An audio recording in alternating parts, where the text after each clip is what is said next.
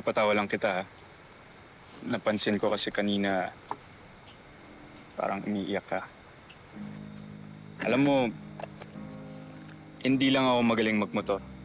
May iba pa akong talents. I'm also a really good listener. Hindi, naalala ko kasi yung ate kung saan motor. Kasi ang banding namin mag-ama talaga, yung mag-angkas ba? Nasakay niya ako. Yung banding na yun, saya-saya namin. Kaso may dumating sa buhay namin mag-ama na parang pinipilit na masira yung relasyon namin. Kaya madalas kami nagkakasamaan ng loob. I know the feeling. Yung ang bigat-bigat because there's no other choice but to walk away. Nung iniwan ko si Dad, many years ago, alam ko na parang wala na akong babalikan.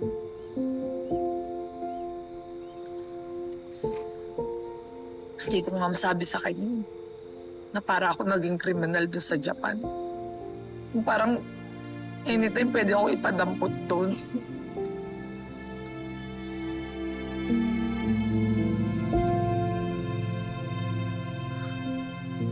Ano mo kasi ako, para akong pinaparusahan ng mundo.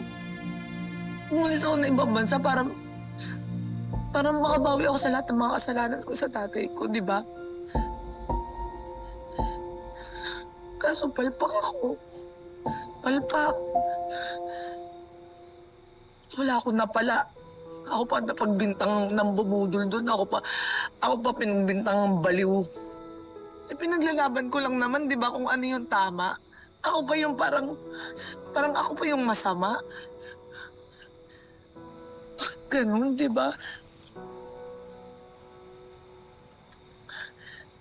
Salamat.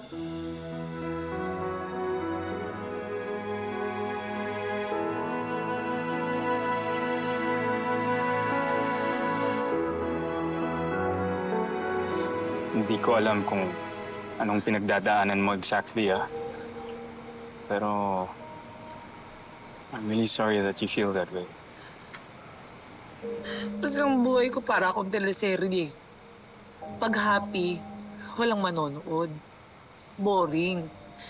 Pero kapag bagsak na bagsakin, talagang sad-sad ka na sa problema, yun, bantaas ang ratings. Palong-palo. Ba't mo iisipin yung opinion ng ibang tao?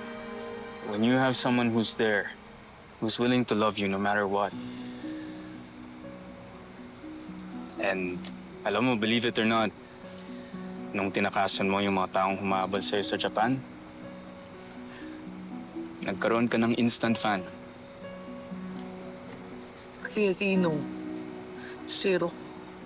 Ako. Ikaw? When you show the world that you can fight for yourself, yan ang winning moment mo. And I know your dad is really proud to have you as a daughter.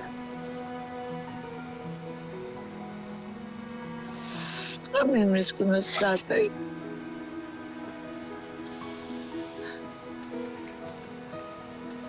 Sarap-sarap. The best, no? Sarap. Mas masarap kung maanghang. Pero lilinawin ko, hindi ako mahinang nilalang. Hindi ko nga alam ba't ako biglang nakapag-open sa taong hindi ko naman talaga ka-close. Hoy, ang OA mo. Bakit totoo naman, hindi pa naman tayo ganun ka-close, no?